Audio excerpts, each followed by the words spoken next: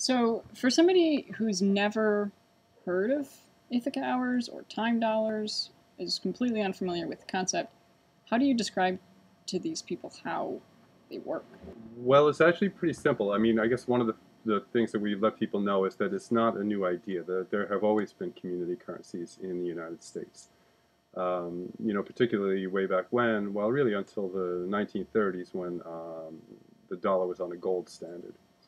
And then with the Depression, that went away. And then in the 70s, there was a silver standard where they wouldn't issue more dollars than the Treasury owned silver. And then they did away with that also.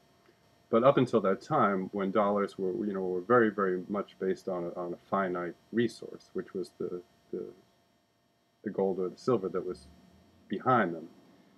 Um, you can imagine that in the United States, which is a big country and a broad country, that maybe like in the 1800s, if you were living in Kentucky somewhere, there just weren't a whole lot of dollars around. I mean, there wasn't a lot of gold and there wasn't a lot of silver. And so actually back in those days, local banks would issue their own currency. So there have always been local currencies in the United States. And really sort of the last heyday for them was at the time of the Great Depression. When even, not just in far-flung rural places, but also in, very densely populated urban environments, there were community currencies, like in places like Brooklyn, New York. When, during the Depression, when there was maybe, like 25% unemployment or more in certain areas, and yet people still need to live and they still need to make economic transactions. So a lot of communities would issue their own currency that people could earn and they could trade with one another. Maybe the only, obviously the only thing you couldn't do with them was to pay taxes.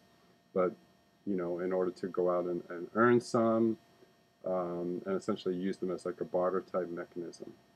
Uh, like I said, they have always existed in the United States. It began to taper off after the Great Depression, and then certainly like in the post-World War II prosperity environment, they pretty much faded away.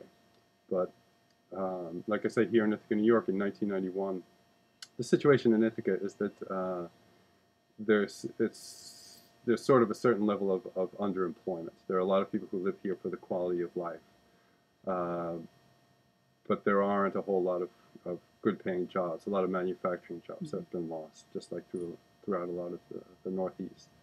So there's sort of a chronic problem with underemployment, where even people who have good-paying jobs, like at a place like Cornell University, if you're an administrator at Cornell University, you might, for the same exact job, if you were doing it in New York City, you might make half again as much money. Now, of course, the cost of living in Ithaca is less than in New York City, but not for everything. I mean, for housing, that's pretty much it. I mean, food costs the same, gasoline costs the same, heating your house costs the same, sending your children to school, clothing, all that stuff costs the same.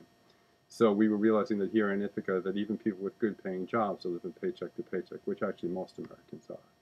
So that was our idea, was to resuscitate this idea of community currency, where we could have, I mean, what we have issued is over $100,000 worth, which circulate over and over again in the community. And so we've generated millions of dollars worth of transactions.